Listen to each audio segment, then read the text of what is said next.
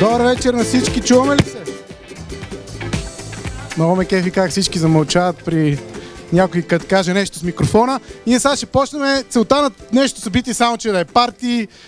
Супер стресирани сме целият ден, съм правил презентация, която се прецака, така че само си говориме. Но няма никакво значение, тук сме събрали да пинеме, да си полафиме. Ще има много готини хора, които ще разкажат разни неща за крипто и всяка минута ще си поговориме за такива неща. Аз съм Мил Василев, това е Влади и почваме, може би и сега. Да. Така че първо, еволата, че толкова много хора са дошли, надявам се не е само заради цена на криптоактивите, но дори да и тя причината няма лошо, еволата, че сте дошли, че се интересуват от такива неща. Така че може да си ръкопляскате сами на себе си, че сте тук.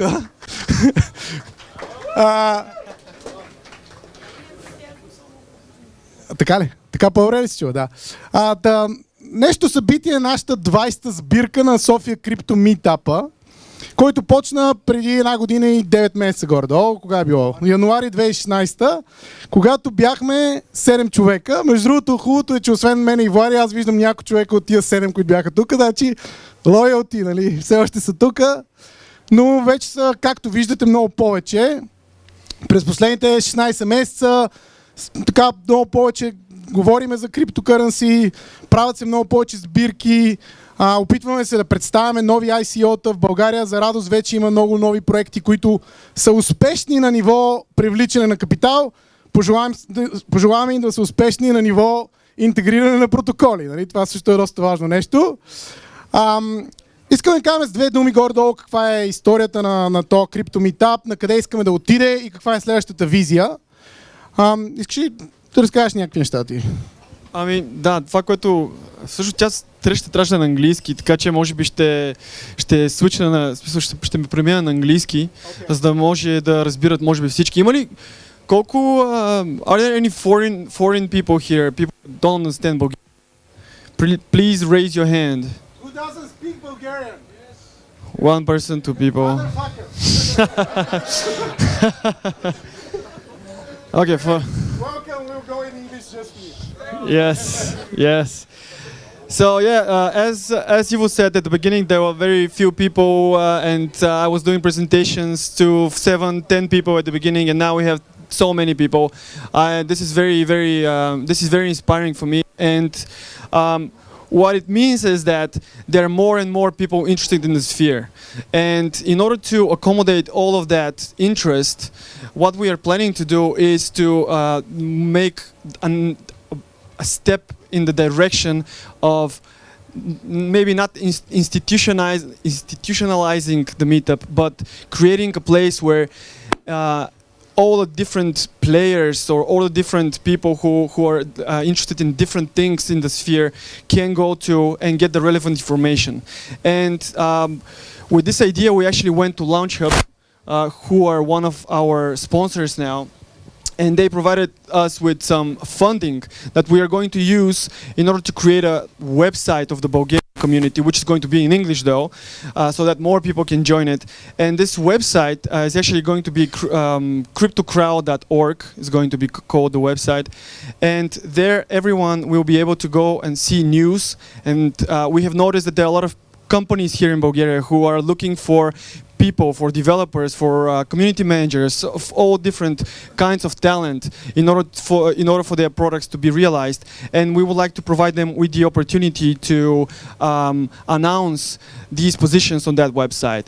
On the other hand, there are also people who are looking for job in the blockchain sector. There are different kinds of talents, let's say developer talents and marketing talents. There are a lot of, we know that there are a lot of investors or financial experts.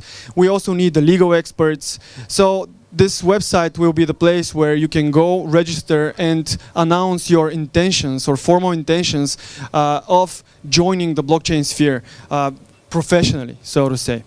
And we were actually, the website is currently in the phase of development. Soon is going to be ready. And yes, and what is very interesting is I'm not sure how many of you have heard about 21 Inc. Are there any fans of 21 Inc. here apart from Ivo? Okay, one fan. So idea 21 Inc. Who knows about that? Okay, a few more people, but the idea there, the idea there is that in order to contact somebody, you need to pay a little amount of cryptocurrency in order to get your message to them.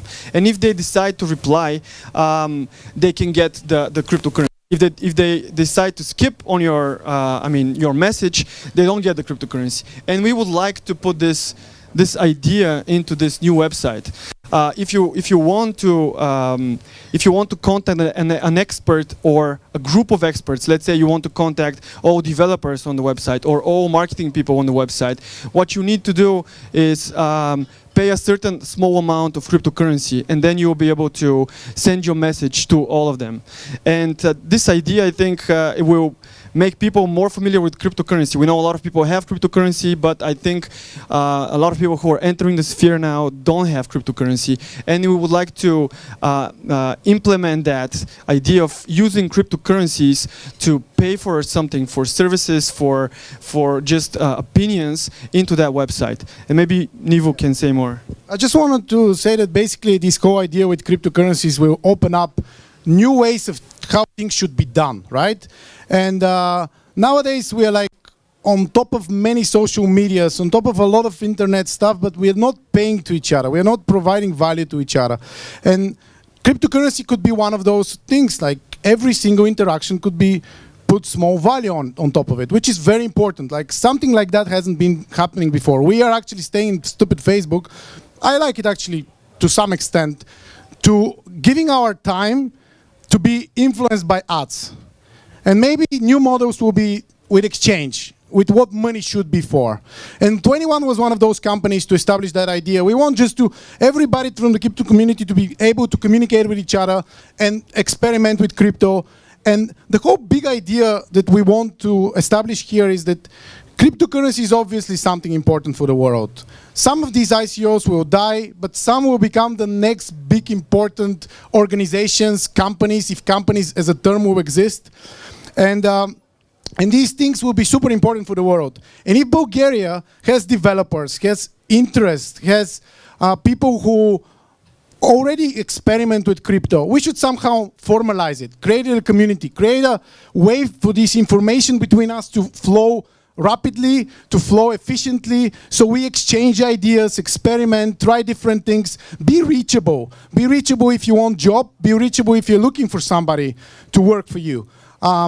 All these things to really create the new innovations from here. And Bulgaria has the chance, why not? Like Estonia is becoming now big in cryptocurrency and all other things like e-government and so on, and they're a small country. Slovenia has a couple of very successful ICOs, actually launched financed economy, which was an ICO in 2016, which now is valued based on their market cap at over 150 million. So they're becoming important, so on and so forth. And also there are many different players in this community which are working on different directions. And now we'll present many of them, but there are many more. There are people who work on investment sites, people working on education for cryptocurrency, people working on development, new ICOs, legal side, investments, and so on and so forth. So we have like all the ingredients.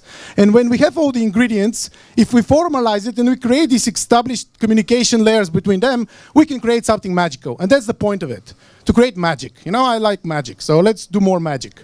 And one more thing, actually, with this funding, it's not a funding, but if we tell you the sum, it's going to be, so we'll keep it private for now. But the point is that we want to start doing stuff, so all these organizations participate.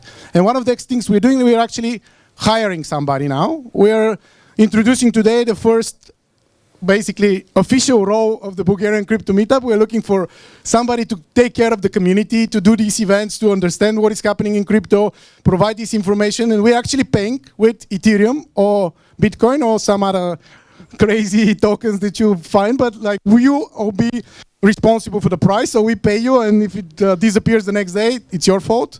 So you will be able to actually participate in that. So if you're individual, you can go on the website, there is jobs, find out, cryptocrowd.org. Yeah. We also, of course, announced it in the Facebook group. But the whole idea is that ever since we have been present in the community here in Bulgaria, what we have done is to bring people together. And when we are bringing people together, these people may start doing some interesting things together, creating something in the blockchain sphere. And we believe this new website that we are creating, не знам как точно става. Така като го държа по-близо, чува ли се или така не се чува? Тоест логиката е да го държи малко по-близо. Така окей ли? Благодаря. So yes, the idea is that this new website is actually a new tool which is going to help us to bring people together more efficiently. And as soon as it is ready, we will, of course, announce it.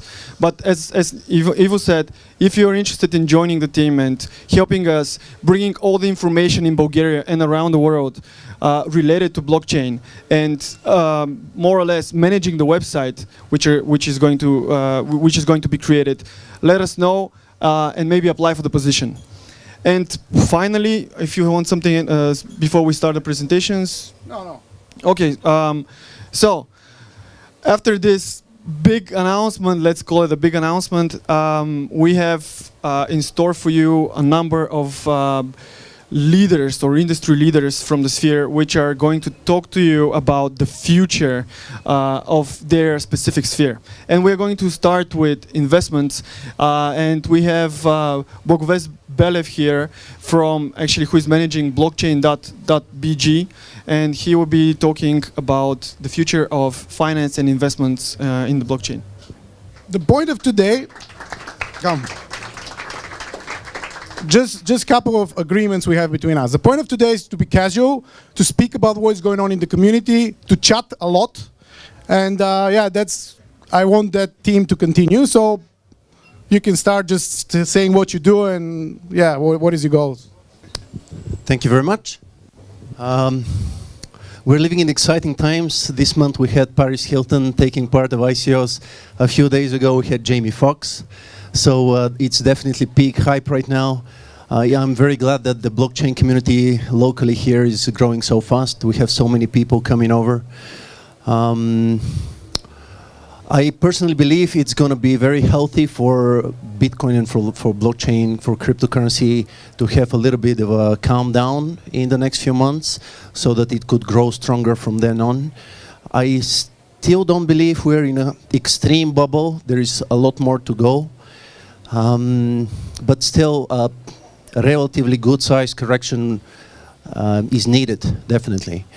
I recently discovered a very interesting metric for measuring whether we are in a cryptocurrency bubble or not. There is this guy, Willy Woo, on Twitter who posted his metric, and it consists of measuring the ratio between the market cap of Bitcoin divided by the daily worth of transactions measured in US dollars. And by doing this backwards, he was able to actually get the biggest two bubbles from 2011 and the late 2013, where the ratio skyrocketed much higher than it actually is now. It's just one metric. I really liked it. It clicked with me when I saw it first time, so I just wanted to share that. Nobody knows what's going to happen in the next months. It's definitely going to be interesting, and whatever happens, that's not going to be the end, even if everything falls down quickly. So if you're here to stay, not just for this hype right now, but for a few years from now, you'll truly benefit from the development of this whole technology. What we do. We're blockchain.bg. We're in the process of starting. We just started. It's a little bit of a raw beta version. The first cryptocurrency fund in Bulgaria, where we can manage private investors' portfolios of cryptocurrencies. We are also establishing the first over-the-counter dealer for bigger deals, where we can target funds, banks, or bigger investors, where they can buy or sell bitcoins and other major cryptocurrencies for very low premium, near market rates. We can accommodate really relatively big amounts, which are suitable even for funds or banks. Basically, that's it. Thank you very much. It's a short talk. enjoy the other talks and enjoy your evening. Thank you. Here the goal is to show you what sort of individuals we have in that community, or companies, organizations, and they are from many different angles.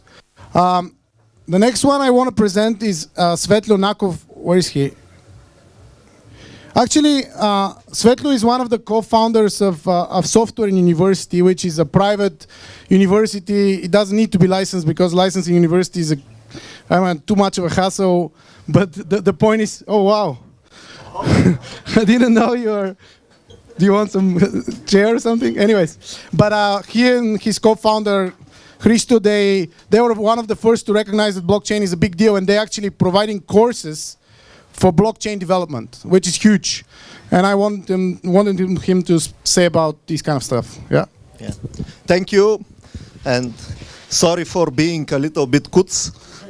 This is due to some playing football. I don't know these words in English. So we are proud to introduce that we are starting a serious blockchain development academy, which is part of the Soft Uni. And it will take 6 months. The first course will be for everyone, from people who want to dig some coins, people who want to just learn what is this about, what is blockchain, how it works, what about the cryptocurrencies, the things like that. The second course will be Introduction to Programming, but related to blockchain. And the third course will be Solidity development course, where people will work on their projects. It will be project-based training. People will write code, will invite some idea, either their own idea or something from a bookshelf, and they will write it. Later they will write it again without security problems, because traditional developers, when they switch to Solidity, and if they code the same way, their money will be stolen. So you should be careful. So the big thing is that we are launching this, maybe the first in Bulgaria of this range, blockchain for developers. Are there some developers here? People who code? And people, are there somebody who wants to learn how to code? Hey, people, we have free course in 38 towns in Bulgaria. In towns like Botevgrad, Dupnica, Petrich, and Silistra, and Svishtov. So everywhere you can join to pass a free course in programming basics. Later, you can take the Blockchain Academy to learn the basics from the economics side.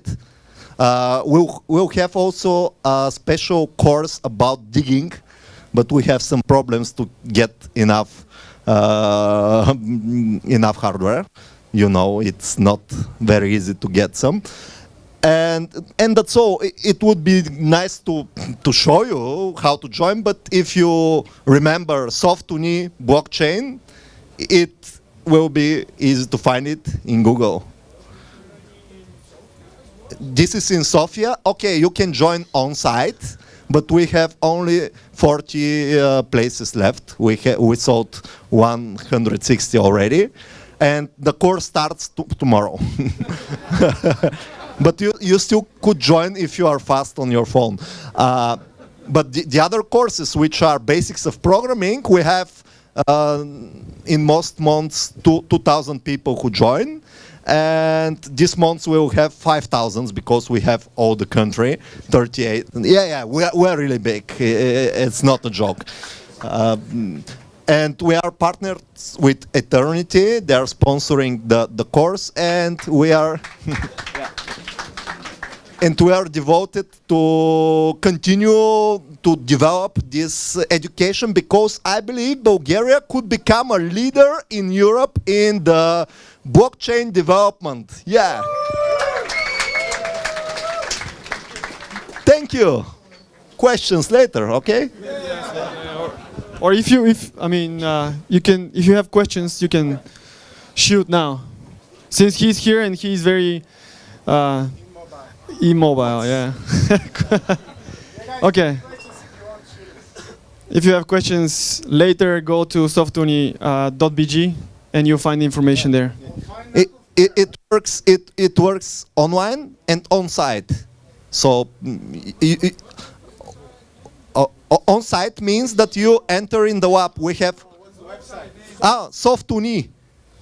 It will be in Bulgarian. Yes. Oh, I'm sorry, but there are a lot of blockchain courses around the world in English. This is the Bulgarian one.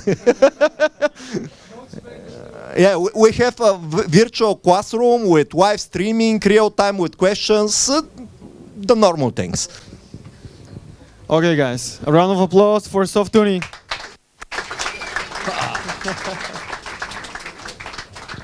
Okay, so now we have Vanina Ivanova from ADEX, who recently did an ICO and are trying to change how advertising is being done, or actually trying to implement advertising on a blockchain. So, Ivan, what's happening? Thank you. Hi, my name is Vanina, and I will make you rich. Now that I have your attention, full disclaimer, I probably won't make you rich. But this is a perfect example of what an advertiser has to do in order to break through the noise and get their message communicated to their audience. And that's a big issue. You need to have a really strong, really powerful message.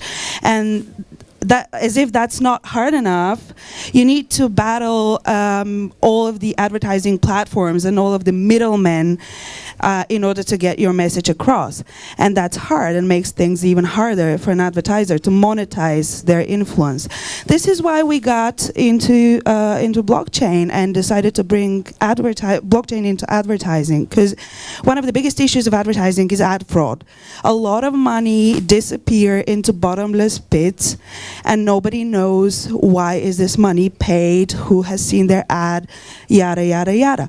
This is why we decided to change things and create ADEX. We're doing a blockchain-based advertising network where all the reporting is stored on the blockchain, and advertisers and publishers can see what exactly has happened to their ad on the blockchain. Now, when I was coming here today, Vlad asked me to say a few words about the future of the blockchain advertising industry. And why can we talk about the blockchain advertising as a whole industry? Well, because a few months ago when we were doing our ICO, when we were doing our token sale, there was just ADEX. Right now, there's at least 6 different advertising platforms that are based on blockchain, and they all work in a different way, but we're all working towards the same goal. So what we're trying to do is initially roll out prototypes. Right now, there's no advertising platform that is working that is based on blockchain. We are expecting to release our prototype in October, if all is well, I hope.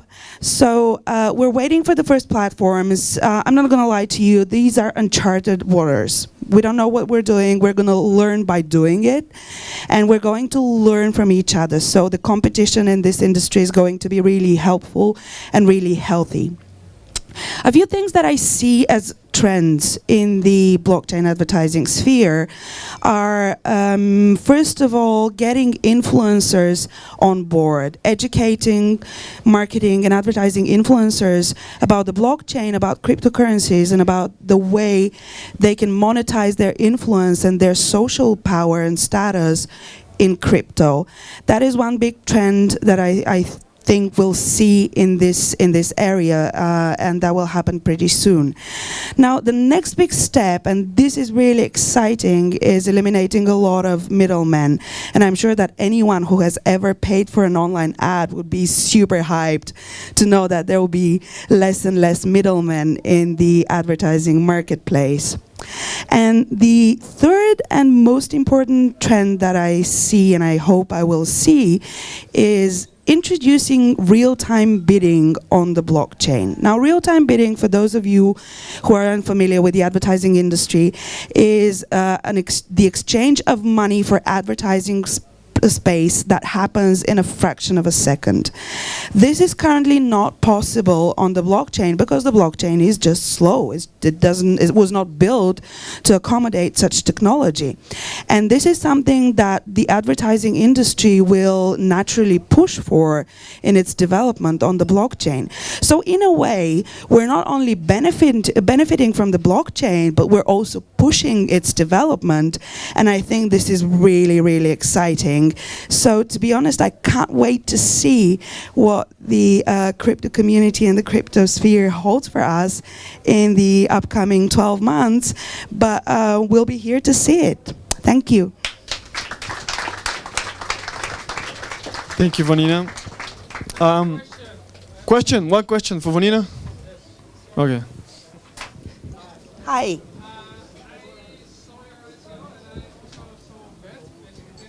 Yes. Okay, this is the question that we get a lot. The basic attention token was created, is a different blockchain advertising platform developed by a very strong team. I am pretty sure that these people know what they're doing. Their white paper is very strong. And the main difference between us and between BAT, the basic attention token, is that BAT will be browser specific. Right now, it's built to work with the Brave browser, which is created by the same team, and it will be applicable to other browsers as well, but coders will have to actually tweak the code of the browser in order to implement BAT. ADEX, on the other hand, will be working on any device, any browser, any operating system. You're welcome. Any other questions?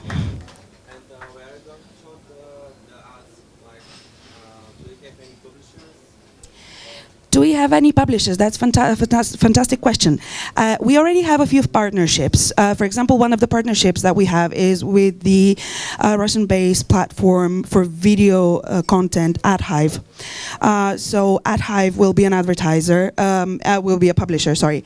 So they'll be showing their ads to their audience. The other thing that is actually quite important to mention is that the team of ADEX actually comes from a different project called Streamio, and that's a video aggregation platform. And Streamio will be a publisher on ADEX as well. This means that we will start very strong with a user base of 4 million active users on Streamio. So if a new advertiser comes to us, they will already have an audience of 4 million people that they can reach through Streamio. They'll have the audience of AdHive and of any other publishers that we will acquire through business development.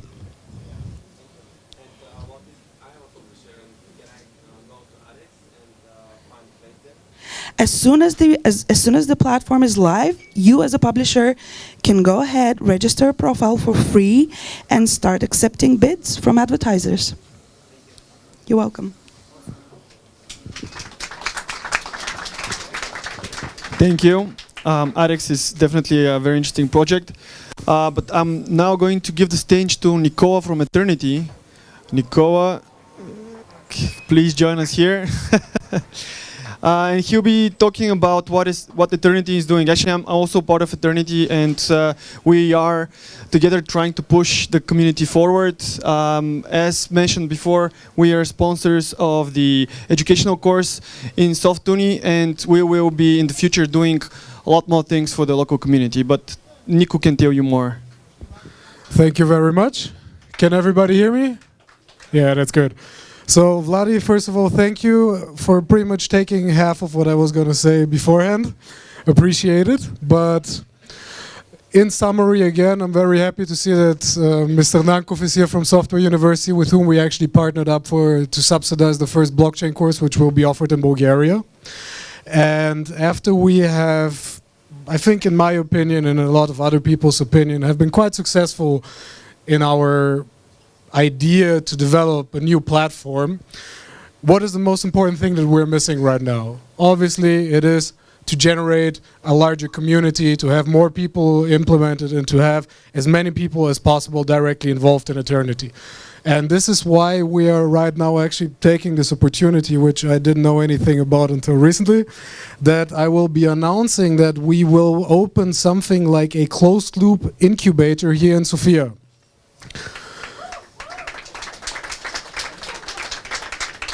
Let me tell you a little bit more.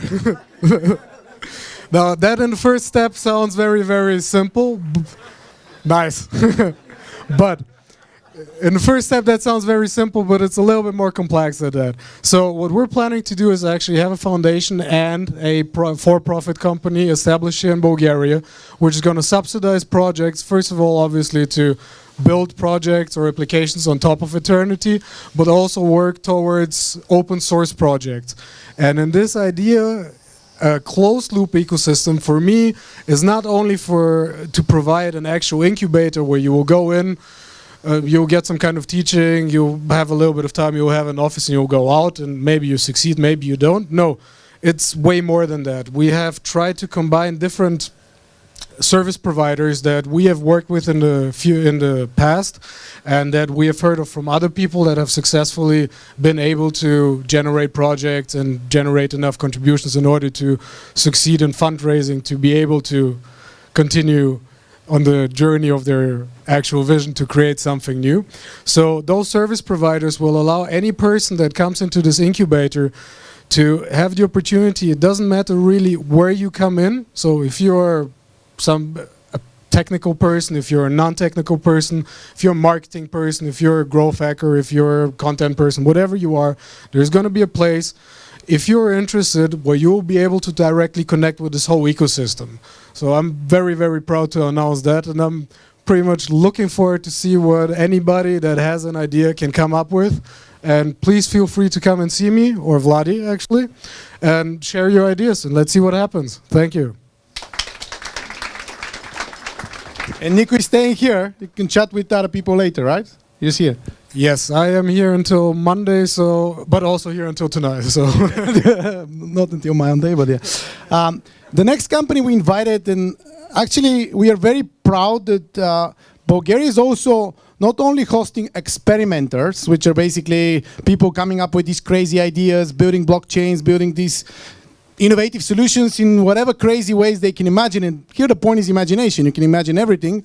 But then when you build these protocols, you need to test them somewhere. And usually the testing environment should be real companies who buy it or somehow integrate with other infrastructures and so on and so forth.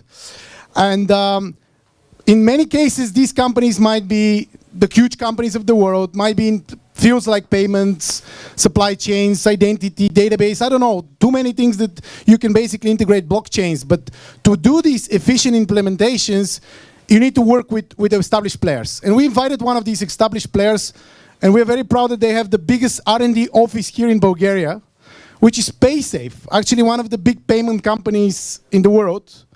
And they'll tell you how they experiment with blockchain, how they're looking for blockchain use case, and so on and so forth. So I'll invite Pavel, and he'll tell you more. Please give a round of applause. Hi, everyone. Thank you. I'm Pavel from the PaySafe product group. And well, the short story is that we're looking into blockchain and exploring things. The long story, I'll just take you through our thinking, our process, and try to give you a bit of an idea.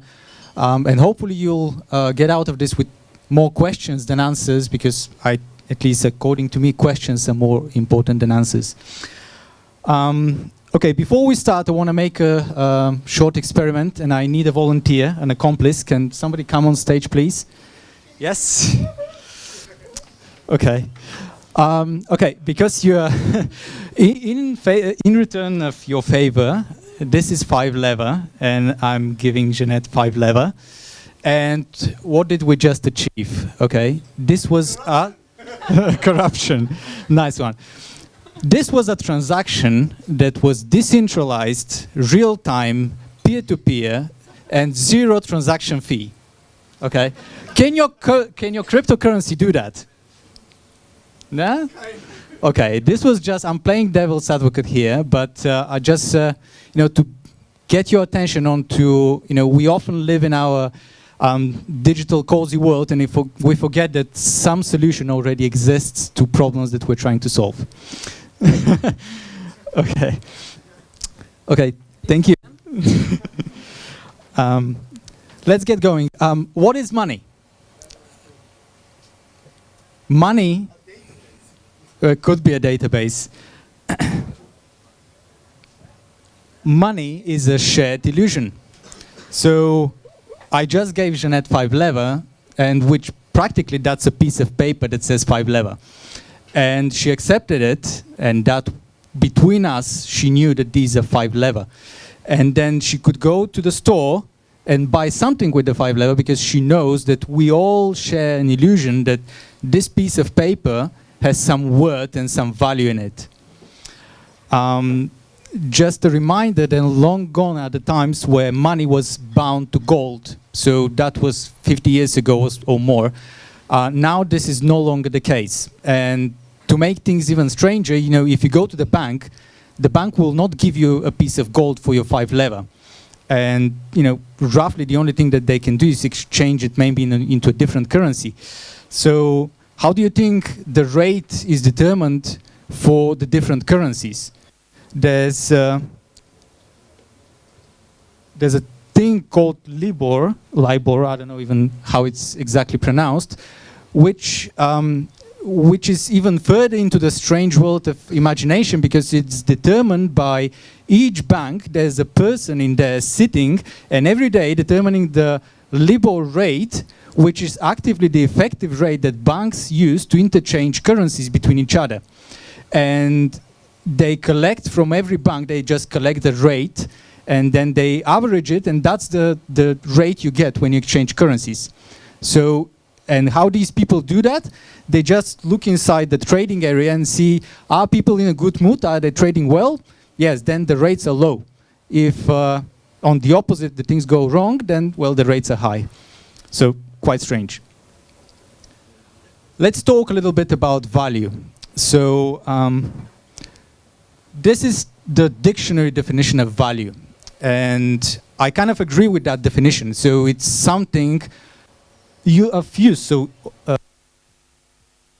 something of worth, something of usefulness. And because I really like etymology, which is the source of words, so how words actually came to play. It comes from Latin, to be strong and solid, and I particularly like the Bulgarian word of it, which is stoinost. So this is something that stays, something that will stick around. So this is value. And how is value created? Well, value is created by us. It's often said that value is created by entrepreneurs that create things. But, you know, a shepherd somewhere in a valley building a shelter could be classified as an entrepreneur, because he's creating a value, something that stays with us. So that's what we, all of us, that's what we do. We create things. Let's talk about wealth. This is the dictionary definition of wealth. Between economists, wealth is loosely defined. So they are arguing about how wealth is defined. If you use this definition, try to explain this sentence. So this is an actual sentence from the crisis in 2008. And $11 trillion were wiped out by the financial crisis. So what does this mean? They burned, somebody took them, or they moved, or somebody just destroyed the houses? No. Wealth is also an illusion, but wealth is an illusion taking into account how people feel about the future. Imagine you are in Germany and it's the end of World War II. Would your wealth be worth something? Probably not. You'll be quite pessimistic about it, and wealth is not going to help you in any way. Again, etymology. This is the word wealth. It comes from well in Old English, and in Bulgarian we also have a very nice word about it for it. It's благосостояние, which means kind of you're doing okay. You know, you're fine. And how is wealth created? Now, actually, this one has been bugging me for a while. So I took a slightly deeper dive. How is wealth created? Let put this one out. Banks have monopoly on wealth creation. How do you wrap your head around that? So banks, imagine that you're in a bank, and the bank every morning, there's a guy that sits there, there's an input box and a button that says create money. That's how the banks work, more or less. And they input, okay, how much money are we going to create today? Let's make 100 million. Push the button, and they make 100 million. So how are these 100 million then? So they need us to use the 100 million to circulate them around us, and we need to be optimistic. So the banks need us to be optimistic about the future so that these 100 million are absorbed by us as a society. But if they go wild, we might starting to suspect something. So they need value. They need real value created somewhere by people, by entrepreneurs, in order to succeed in just printing and creating wealth. Which is also a very strange idea. And banks love creating wealth. I mean, you imagine you have the power of just pushing a button and creating money. I mean, they love it. That's why they're regulated, because if you're not regulated, you just get incentivized to create value out of thin air for whatever stupid reasons you might want to do that for. So, yeah, that's why there's all the regulations in place. And banks get very creative when they create wealth, because how do they do that? Well, interest rate is the first way of doing it, and it has been going on for many, many years. When you get money from the bank, you are a borrower and you have to return more money. And when all the people, that's how they print money. But after that, they started creating derivatives, which is well, a fancy, it's a financial instrument where they start to mix and slice and dice all kind of things that they sell to you, and then you decide, okay, that looks good, and I'm going to be optimistic and buy it and give you more money and all that. So debt in terms of not a personal debt, but like, the world debt. The world is all the time in debt. And who are we in debt to? That's not Mars or Venus. We're in debt to the banks. And that's because the banks just, they get too excited creating money and not tying it to real value. So practically, debt is when the banks think that everything is going smooth, and they take our optimism, our future optimism, our belief that everything is going fine, and print the money now. So future value taken into the present. That's what they do with debt. Okay, finally, cryptocurrency. So there are two key elements in cryptocurrency. It's crypto and currency. Okay, obvious one. And they actually tie to the two things that I just talked about. So value and wealth. How's that? So for crypto, I'm just going to go through all of these because most of you are probably familiar with all the benefits of what crypto is bringing on the table. And that's what we at PaySafe are exploring and trying to see where crypto is going to add value to what we do. All these things, they can be applied, and I don't know why, things like private blockchains, they get a bad vibe or bad hype, because blockchain is a technology that can bring a lot of value to private companies, and, well, it's much easier for us to start from here. Why much easier? Because currency, currency is heavily regulated. I mean, currency, as we saw, is how wealth is created. And how do you create wealth in the cryptocurrency world? For a long time, Bitcoin is perfectly inelastic. So, never, without taking into account how much the price goes up, the supply is fixed. So that's fine. There's a fixed amount of wealth created by each block that Bitcoin produces.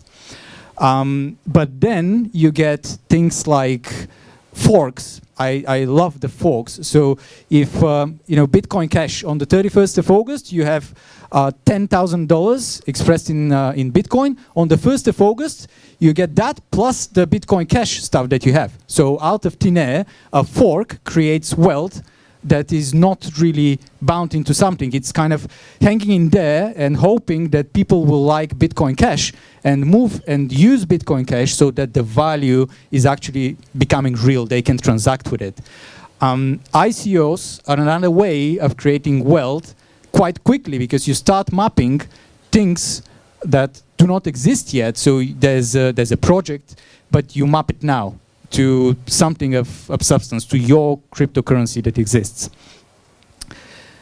And who is the guardian of this wealth creation? That's a question, and that's a question that I think soon there will be an answer, because sooner or later there has to be some regulation in this area.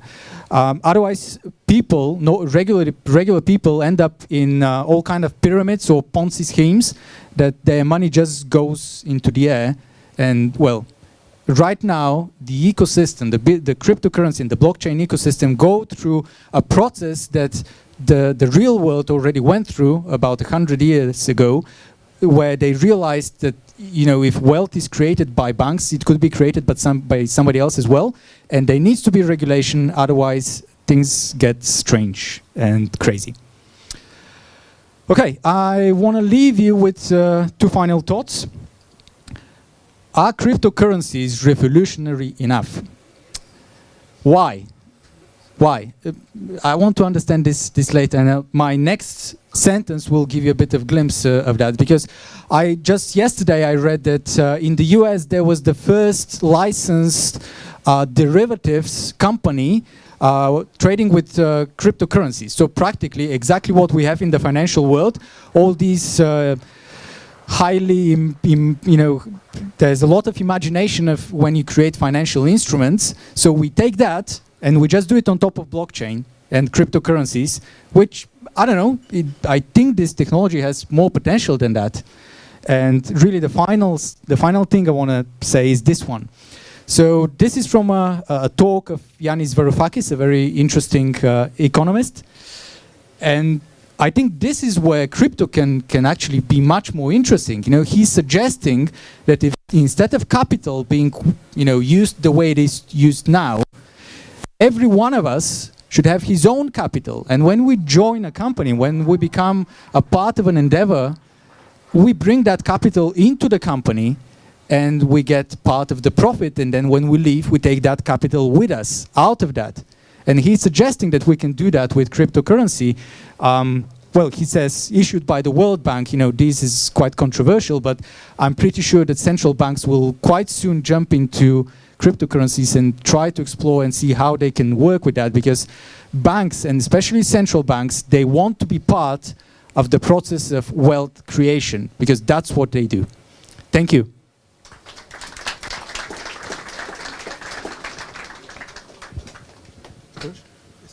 So another presentation that we want to show you today is basically, as I told you at the beginning. Questions. Questions. Okay, questions. Good. So shoot the question then, huh? What's Haysafe doing about it? Thanks for the lesson, but what are you doing about it? About which part exactly? About the whole thingy.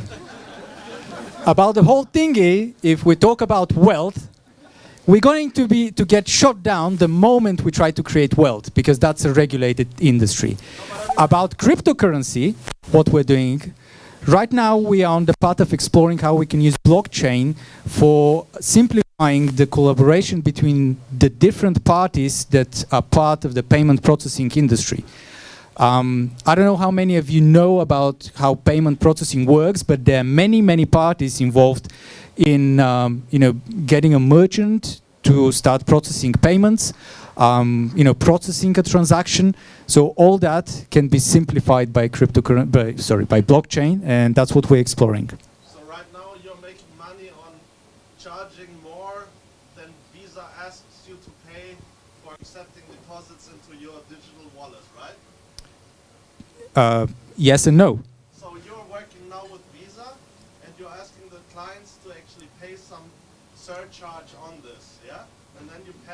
money onto your merchants.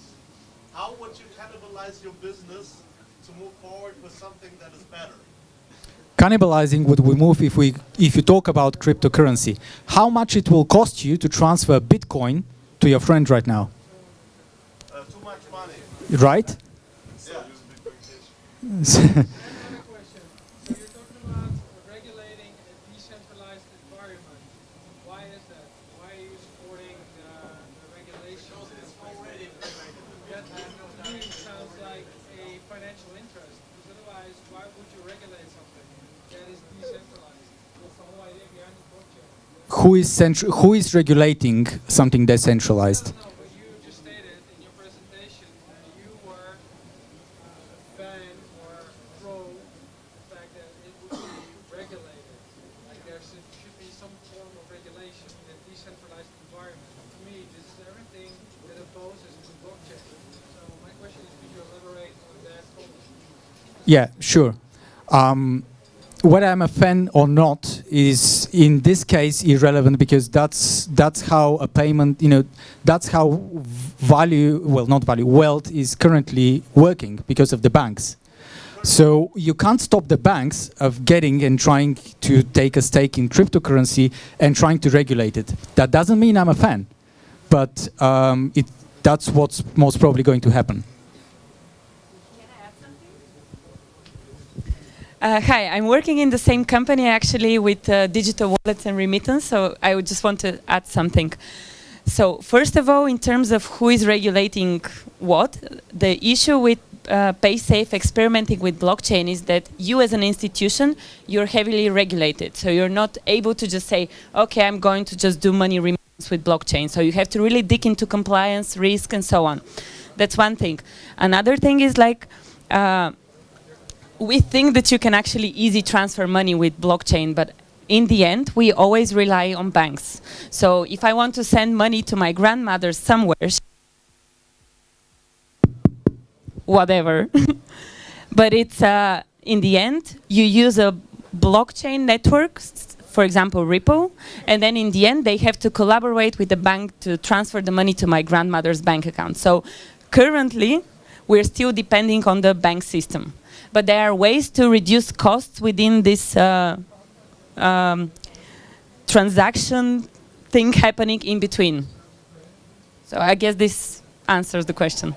That's currently, like when we see mass adoption, what is your solution to traditional acquiring if, for example, a client would like to make a transaction with a Visa card or whatever, or his phone, using NFC, using Bitcoin, whatever cryptocurrency, on a POS terminal.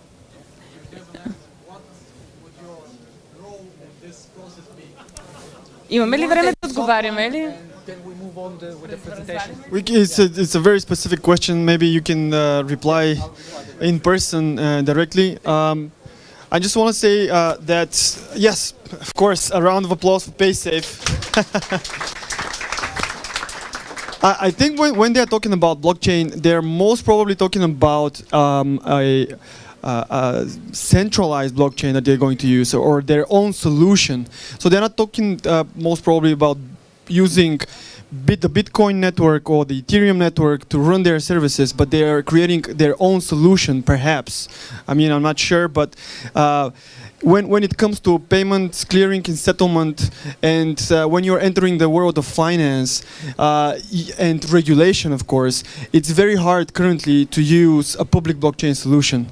So if they are going to implement something, most probably it's going to be their own system. I'm going to give the word to Ivo for the next presenter. Yeah, before adding to the next presenter, actually these are all very good questions, and cheers for the questions. These are very important things to think about. I'm doing stuff around payments, and when you're trying to innovate in payments, and you know Visa is very inefficient, and all the layers on top of Visa is super inefficient because they add costs and so on and so forth. But at the end of the day, they have the network. The general public is used to them. That's the whole fucking point. And before you bring them something new, give them something that it needs to be like super good user experience. Before that, definitely. I want to get rid of chargeback as well. But the thing is, it will take some time. And this is important. Yeah. If you want, you can share your points, some other. These are all great discussions. And we want to kind of have more and more of these because these are the problems that these sort of blockchains will solve. Like nowadays, everybody wants to decentralize everything. Airbnb needs to be decentralized. Uber needs to be decentralized. Let's decentralize the world. But like some things are efficient, and to be more efficient with blockchains, it will take time. And the little details of why these centralized things make the system efficient will actually need to be improved with the blockchain. And this will take time. But more of these conversations will be welcome. We'll create more meetups around that and so on. Guys, shut up. Yeah, so one more presentation, just to tell you of another player of the community, a new startup that's arising. They're doing something very interesting on the blockchain. Then we'll do a break. You can mingle. And afterwards, we'll do a game. Because with blockchain and with the whole crypto world now, there's so much information nowadays. There is a lot. You don't know where to start from. And if you missed it, if you missed the thing, if you're starting now, I don't know where to start. It's like so much stuff. And there are a lot of terms, a lot of things like that. And in this audience, probably many people are advanced in their understanding. Some people are complete beginners. So we need to appreciate all that. And we'll do a game to show you how basically new educational initiatives and new educational models can help you understand more. And there is a nice startup coming out of that called Cryptivity, around crypto creativity, basically. What we can do with that knowledge. What are the use cases we can do? Not to just recycle whatever everybody says on Twitter or whatever. Like what really we can actually build. That's the point. So the next startup that I want to present is Comrade. These guys are doing collaborative, basically collectives on top of blockchain. Where is Todor? Todor? Oh, here he is. I'll load his presentation and he'll tell you more about what they do. Round of applause.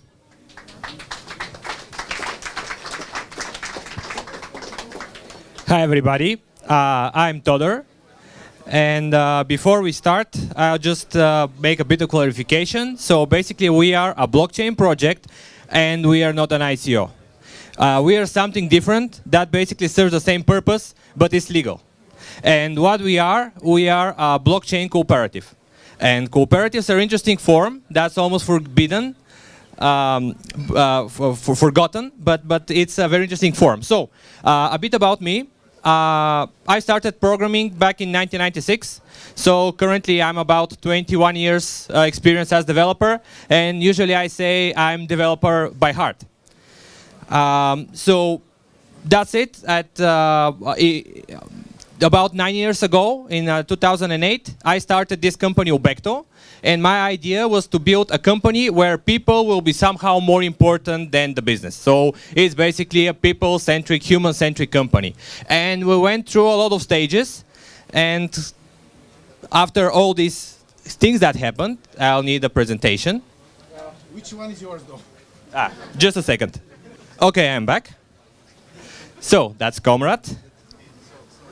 And so basically, after being a developer for so many years, and after running this software studio for 9 years, I have a lot of developers around me, and I'm seeing what's happening in the developer community. And basically what's happening, and I'm seeing it more and more, is that developers are quitting their jobs. So developers are saying, okay, we don't want to be employees anymore. We see that we are somehow more valuable than just being employees. And why developers are doing that? Because they're looking for a better work-life balance, because in the most cases they get a better pay, because if you're working in an outsourcing company, of course the outsourcing company cuts from your pay. And in the end of the day, just to build something that's your own. That's another reason. So it's very common that a team lead gets 2 or 3 developers from the company, they leave and they start outsourcing until they find this great idea. And I'm seeing it all around with my friends. So basically, we started seeing this process a few years ago, and for the last 3 years I'm trying to explore how our human-centric company can actually become blockchain company, how it can become even more democratic, and how we can share ownership and stuff. So after several experiments, in the beginning of 2016 we actually restructured our company and we became this innovation builders cooperative. And basically what we offer developers the freedom to work on what they want from where they want and how much they want. So basically we have completely freedom here. We have shared infrastructure, so it's not just you and your 3 developers. We are basically sharing our infrastructure, which is sales and marketing. Of course, we are in the domain of outsourcing right now. But yeah, we share this infrastructure, so developers have freedom, but they are also part of something. And in the end, we are also sharing the profit that we generate. So we have this shared ownership.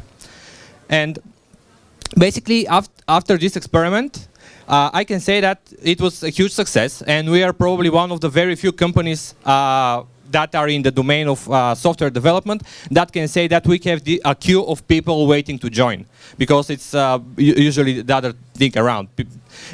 Companies are always looking for developers, but we have a lot of people waiting to join. And we also went a bit further, and the last year, me and Zvezdin will be teaching the course in the Solidity course in Softuni. Zvezdin is actually basically my mentee, and together with him, last year we developed this thing, which is Bitcoin, crypto shares for digital cooperatives. We have a published paper that's on our GitHub, and he won some competitions with with this thing. But what we've reached so far with Ubecto and our Bitcoin was very limited. It was kind of an experiment, because Ubecto is basically in the domain of outsourcing. We are actually a company. We are not a corporation legally. And a few other things, like also our Bitcoin system is very limited to just profit sharing, not overall governance. So what we are doing right now is we are doing this Comrade Cooperative. That will be a cooperative from developers, designers, and entrepreneurs that are building together companies. That's the idea. And Ubecto will be one of these companies, but we are planning also to do a lot more in the future.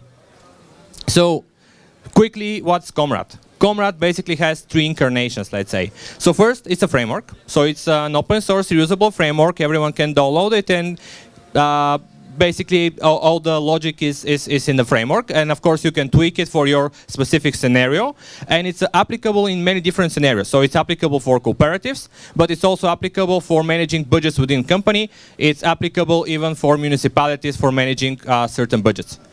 And the next thing, we are a community. Basically, in the last presentation, we saw that money are created in the banks. In our world, money are created in the within the people. So basically, every member gets certain token allowance every month, and then he can distribute this token allowance based on certain criteria. So basically, people can crowdfund their projects with our own token, and they can also give these peer-to-peer tips when someone helps you with doing your thing and your project. And after the last thing is we are a governance, meaning that we are basically a DAO. We will try to make finally a working DAO, because this still doesn't happen. And actually making a DAO was the very reason for creating Ethereum at first place. That was the Vitalik's plan with this. The first thing was to create a DAO. So we will try to make a successful DAO, and it is going to be a human-centric DAO. So basically a DAO that's not about some abstract intelligent agents, but people and their social interactions. So with all these token dynamics, we reflect actually the actual social interactions in a team. And finally, we will be a legal form, which is a bit exotic. It's European Cooperative Society. It's a strange form. That's basically European-wide cooperative that may have settled in certain countries, but basically it's a European-wide legal entity, and the people that join our cooperative, both as developers and as investors, they receive the legal statute of cooperators, and that's why we are not an ICO, but we are a legal thing, and we basically follow the rules and we comply.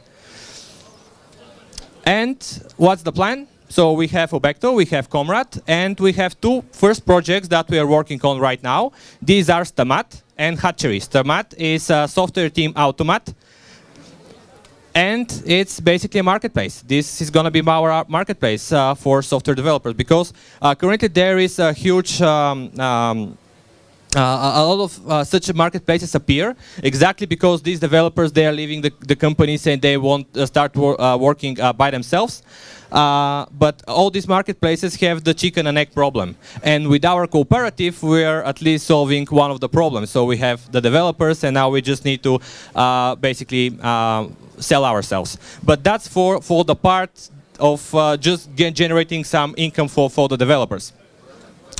Another thing that we are doing is hatchery, and it's another interesting thing.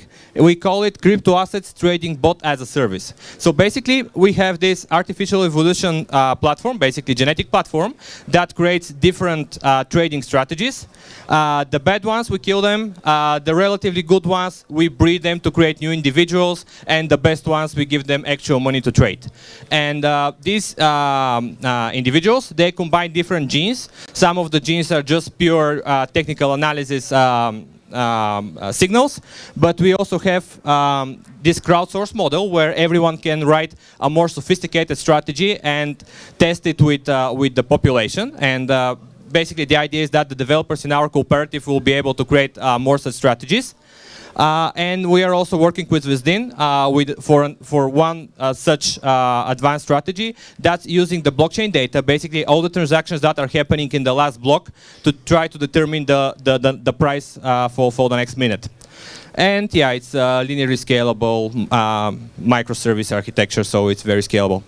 And the thing is that we are not a hedge fund. We are actually just offering this as a service. So if you have some wallet and you have some cryptocurrency in this wallet, you can start your own hatchery with your own population of bots that are evolving and trading better and better. And that's our timeline. So yeah, 2008 we started Tobacco. 2016 we became this experimental cooperative, and now we are on the way in November this year to actually establish Comrade as this European cooperative society, and then somewhere in the spring 2018 we'll make bigger crowdfunding, which will be somehow equivalent to an ICO, but once again we are not an ICO. And if you want to get in touch with me, here are the things. Thank you. Do you guys have any questions to Todor? Yeah. There is one. Yeah, sure. Hey. I've just got a few questions. Maybe we'll speak later. One of the main ones is, do you see any capacity issues with the trading bots in terms of money?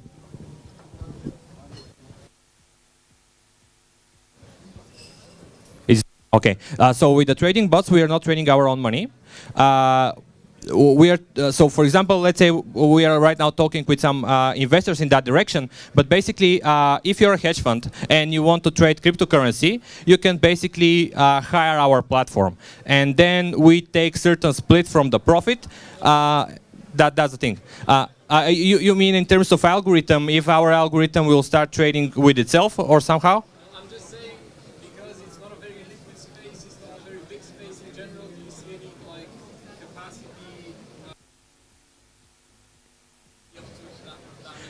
Okay, you're right. If we are trading, let's say, 10 billion, we'll definitely have this problem.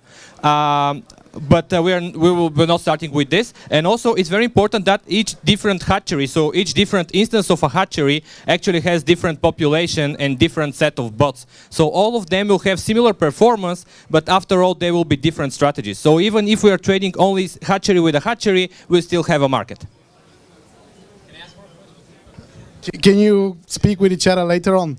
Do you have any more questions, or we'll start for next one? Because I think that everybody's super tired already. We presented a lot of information, but now we have a party, you can mingle, then we have a couple of games, so you relax a little bit. But before that, I just want to have another more presentation, which is around something which is super important in this crazy world we're living in. Like Todor presented something which is hard to wrap around your head yet. And that's the legal part. How we do that on the legal front. How we establish proper legal infrastructure based on the regulation on the local legal environment and so on and so forth. For that, actually, we'll have a separate event. We'll have a separate event only for the legal aspects of the blockchain because they are quite important.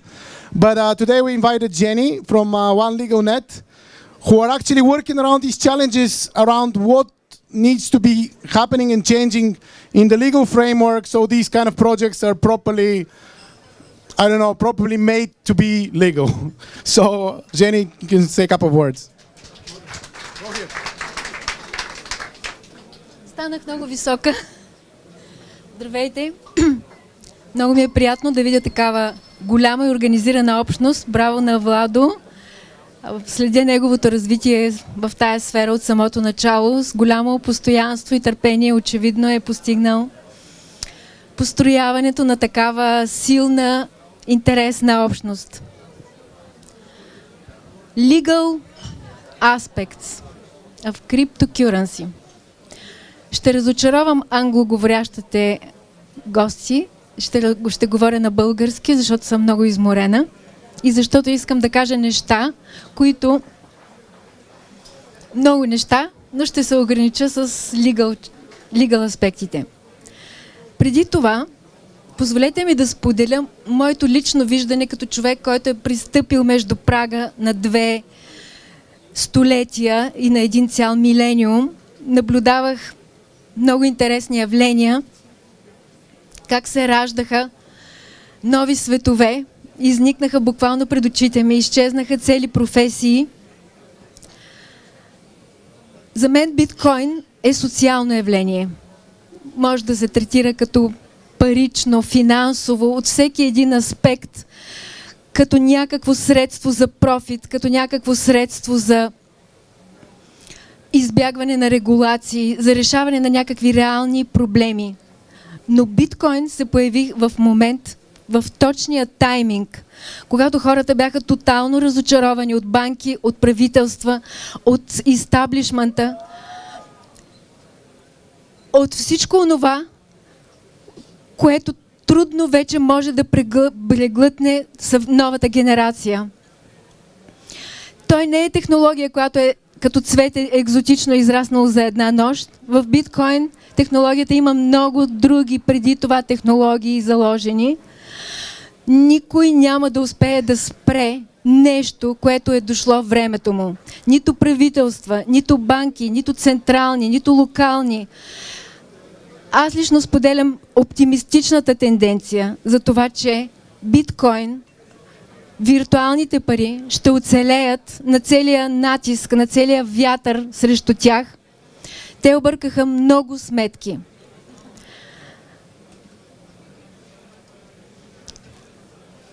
В България, добрата новина е, че България е идеално място за бизнес с биткоини. Защо? Официално, легално, биткоина не е признат като законно платежно средство, но той не е забранен в България. Напротив, добрата новина е, че има фирми, които вече преодоляха трудностите на търговския регистър и успяха да регистрират в своя предмет на дейност търговия и други дейности, екшенж, свързани с биткоин. Големият проблем, проклятието и благословията на биткоин и на виртуалните валути е това, че те са от една страна децентрализирани, това е тяхната благословия. Проклятието е, че от друга страна, за да стабилизират своята позиция, знаем колко волатилна валута е това, за да стабилизират своите позиции е необходим някакъв акт, държавен или друг, по който те да бъдат признати като законно платежно средство. Българското правителство е в позиция на изчакване позицията на Европейската комисия. Европейската централна банка направи предложение за приемане, за промени в директивата, свързана с мерките против изпиране на пари. Знаете, че това е основният аргумент в битката срещу биткоин и виртуалните валути. Тъй като в европейските институции, освен уморени и отекчени чиновници, работят изключително смислени хора, които се занимават дори с правата на роботите вече, са преценили, че е дошло времето да се дадат регулации, да се дадат легални дефиниции на виртуалните пари, на виртуалния екшенч, на много други термини и много други операции, които са свързани с биткоин и с виртуални пари. Така че нашето правителство ще се съобрази с европейската директива, с европейските препоръки. Становището на Европейската централна банка е: тези операции трябва да се лицензират. Определени операции, свързани с биткоин, особено търговия с финансови инструменти. Това е бъдещето. И Европа се готви да въведе лицензионен режим за сделки с виртуални пари, особено сделки, свързани с финансови инструменти, с търгуване на регулирани пазари. Така че, смело инвестирайте, създавайте дружества в България. България не забранява, не пречи, напротив, тя позволява и в известен смисъл дори, като се имат предвид инструкциите и разясненията на Националната приходна агенция, тя дори облага сделки, свързани с биткоин операции. And we will be making another separate workshop with Jenny, right? Jenny? Yeah. So anybody who has legal challenges and issues around setting up operation, accepting cryptocurrency, or whatever crazy thing you come up with, we'll come by and we'll try to find ways to kind of formalize that and, I don't know, make sense of it, as difficult it is. Now you can mingle, now you can party, you can drink. Two more things I just want to mention.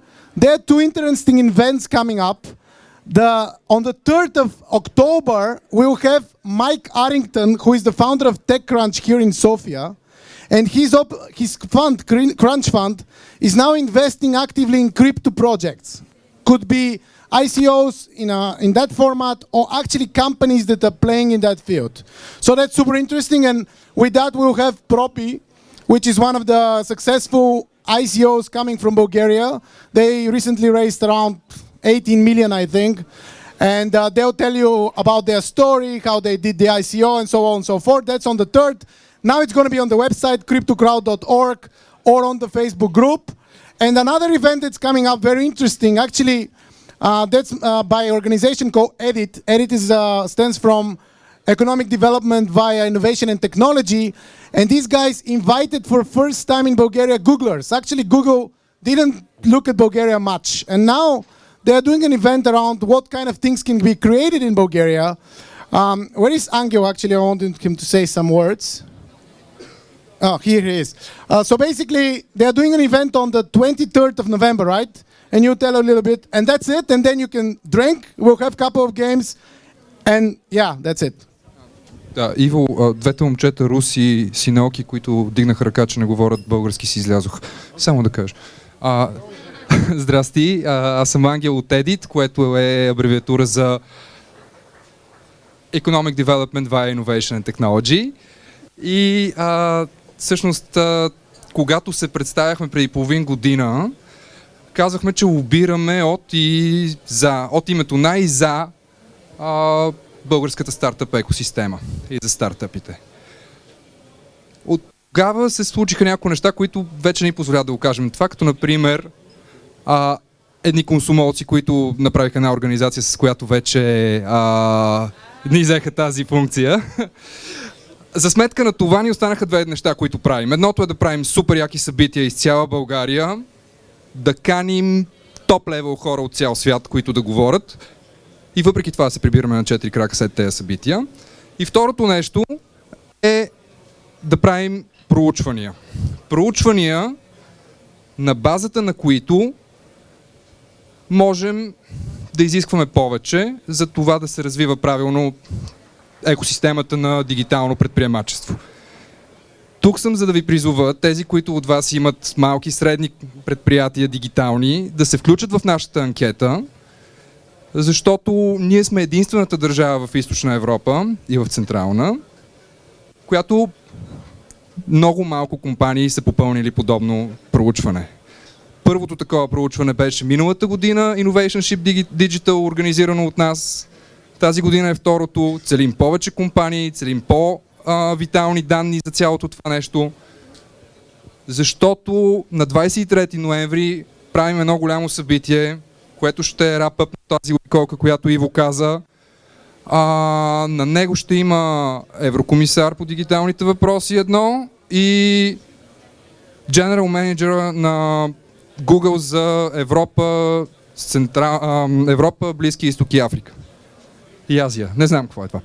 И така, EMEA. Чаровните ми асистентки там ще ви покажат и ще ви разкажат малко повече за проучването. Доколкото видях от Светлинаков, като ви попита колко от вас кодат и колко от вас са девелопери, не дигнаха много хора ръце, така че предполагам сте предприемачи, имате компании и ще се радвам да попълните нашото сърви. Мерси. And that's it. Окей. Вече на български ли си говорим? Не знам. Аз съм малко изморен. Сега, тук има вино, което го спонсорира Eternity, Launch Hub и няколко етера от вече нашия покет, нали, нашия wallet. Така че изпийте го. Има бирички, има водички, има готини хора, запознайте се, стига сме с това българското, не мога да си говоря с другите, такова смисъл. Дайте видиме кой какво прави, какво става, да се позабавляваме малко. Между другото в крипто групата вече има една статия, игричката, която ще направим, ако прочетете тази статия, тя е на Баладжи Сринивасан Thoughts on Tokens. Ще видим да ги правим една игра и ще видим дали всъщност хората разбират какво значат думите в нея и така нататък. Но това след малко, сега поне половин час, пийте и се веселете и това вече.